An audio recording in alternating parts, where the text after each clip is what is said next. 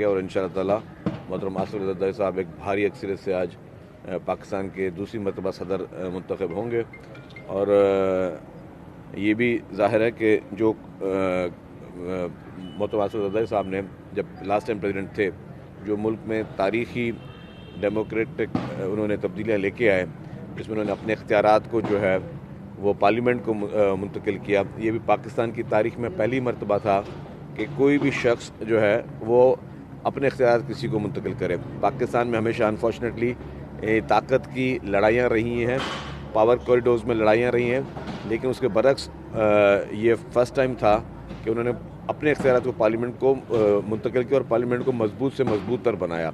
उसके अलावा जो भी CPEC के काम थे या आगाज़ हुकूक बलूचिस्तान खैबर पख्तूनख्वा का नाम, NFC अवार्ड, ये एक तारीख़ी कारनामे थे जो कि हमेशा याद रखे जाएंगे। और इंशाअल्लाह अभी मोहतरम आसिफ अली ज़रदारी साहब जब इंशाअल्लाह दोबारा आज सदर मुंतखब होंगे तो हम समझते हैं कि जो चारों सूबों को आपस में जोड़ना, पॉलिटिकल फोर्सेस को साथ बिठाना और जो पोलराइजेशन अनफॉर्चुनेटली PTI ने शुरू की थी, उस पोलराइजेशन के ख़ात्मे के लिए मोहतरम आसिफ अली ज़रदारी साहब एक अहम किरदार अदा करेंगे। तमाम इदारों को आपस में इंशाअल्लाह ताला बिठाने में उनका एक अहम किरदार होगा, क्योंकि वो मुफाहमत के बादशाह समझे जाते हैं।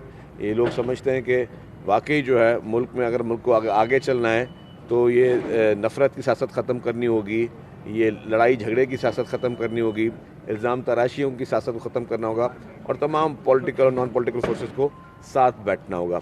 तो मैं समझता हूँ उसमें मोहतरम आसिफ अली ज़रदारी साहब नहायत ही अहम किरदार अदा करेंगे और इंशाअल्लाह ताला आज हम एक भारी अक्सरियत से सिंध असेंबली जो है मोहतरम आसिफ अली ज़रदारी साहब को कामयाब करके भेजेगी। ये बता दीजिएगा, एक तो महमूद खान अचकज़ई वो सदर के मुखालिफ उम्मीदवार हैं और सुन्नी तहरीक ने नामजद किया है उन्हें PTI ने, उसके हवाले से क्या कहेंगे? दूसरा, मौलाना फजल रहमान क्या वोट नहीं दे रहे, बात नहीं बनी?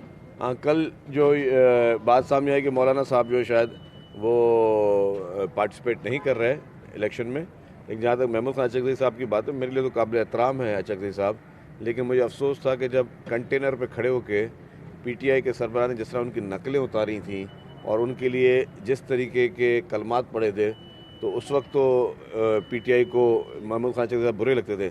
महमूद खान अचकज़ई साहब की एक तकरीर असेंबली में जिसमें उन्होंने मुल्क के इदारों को भी बुरा भला बोला, सब कुछ, उसके बाद तहरीक इंसाफ की तरफ से वही उम्मीदवार सामने आना, तो उससे तहरीक इंसाफ जो आजकल सुन्नी इत्तेहाद काउंसिल है उसके जहन की अक्कासी होती है कि उनका क्राइटेरिया क्या है, वो उनके पास क्राइटेरिया किस तरीके का कि जो भी हुकूमत के ख़िलाफ़, मुल्क के ख़िलाफ़ बातें करे तो उसको जो है वो आपका फेवरेट कैंडिडेट है, और जो है वो पाकिस्तान को जोड़ने की बात करे उसके साथ आपने चलना नहीं है।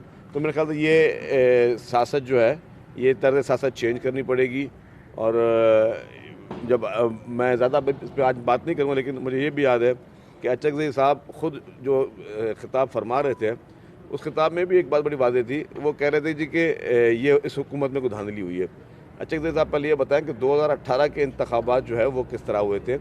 अचकज़ई साहब को उस जमात ने मुंतखब किया है या उस जमात ने उनका नाम दिया है जो जमात ख़ुद 2018 में धांधली की पैदावार में से इक़्तिदार में आई थी। अचकज़ई साहब को उस जमात ने मुकर्रर किया जो जमात जो है जिसका ट्रैक रिकॉर्ड ये था कि ये चोर दरवाजे से इक़्तिदार में आई थी। तो ये सबको सब पता है कि चोर दरवाजे से इक़्तिदार में कौन सी जमात आई थी और अवाम के वोटों से कौन सी जमात आई थी। तो ये सारी चीज़ें वाज़ेह हैं, लेकिन खैर इंशाअल्लाह ताला आज का इलेक्शन गुजरने दें। फिर इसके इलेक्शन के बाद मैं समझता हूँ कि अब पाकिस्तान में तरक्की का सफ़र और पाकिस्तान में जो है इत्तेहाद का सफ़र वो शुरू होगा। ठीक है, शुक्रिया।